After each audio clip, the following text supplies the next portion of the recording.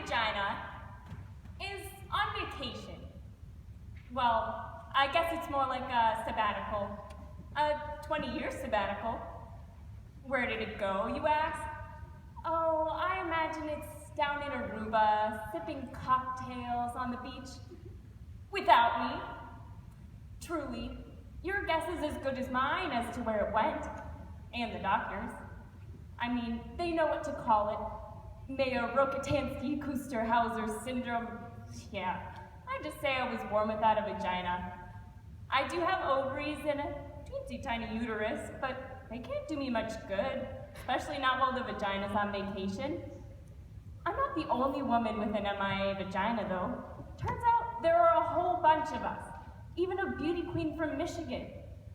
Heck, they could probably build a resort town in Aruba for all the vaginas that just decided to never show up. When I first found out about my vagina's little leave of absence, it sure was a shock, let me tell ya. I mean, here I am, 16 years old, still waiting for my period to show up. Any day now, Aunt Flo. So I go to a couple doctors, and she takes a look down there and says, I'm sorry, there's nothing there but a dimple. What? Not even a gone fishing sign? It didn't even say goodbye. Now, here I am, alone and vaginaless. So, you want to know what it's like having a vagina that's on vacation? Honestly, I don't think about it that much. I hardly miss it. Except, I know someday I will. Because, of course, you're all thinking, how the heck do you have sex without a vagina? Well, you don't. At least not in the traditional sense. But medicine is amazing these days, and of course they have a cure for vaginal vacationing. They have surgeries. You take a piece of skin from where to make my vagina?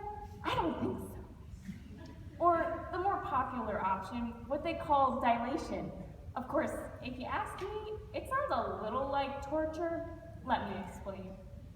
So they give you this plastic tube and they tell you to put it in your vaginal dimple and hold pressure on it for 20 minutes a day. And as you get bigger down there, you get larger tubes.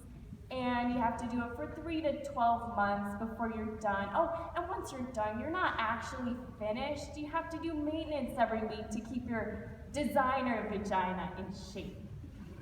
Sound pleasant? I don't think so. And then there's the issue of reproduction, because designer vaginas don't deliver babies.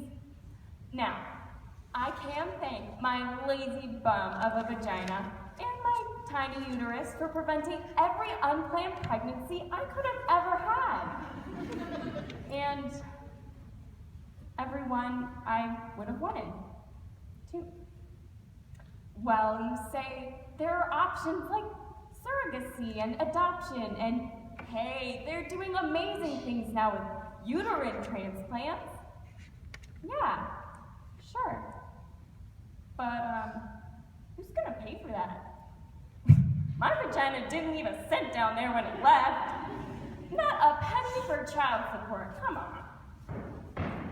And yet, despite all the dilemmas my vagina has left me to face, I forgive it for abandoning me. I've come to realize that vagina or no vagina, I'm a woman, and I can love myself for who I am, rather than hating myself for what I'm missing. Some women, though, can't get over the shame.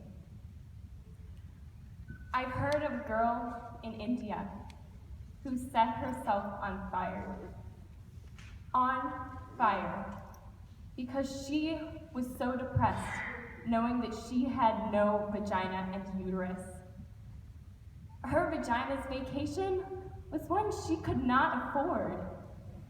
But had she known, perhaps, that there are thousands and thousands of other women like her, living normal lives, had she lived, perhaps, in a society that doesn't care so much about if women can reproduce, then perhaps she might have learned to love herself.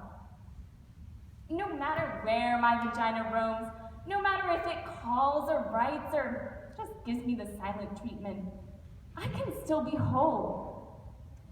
Someday, I hope all my fellow owners of vagabond vaginas can feel the same.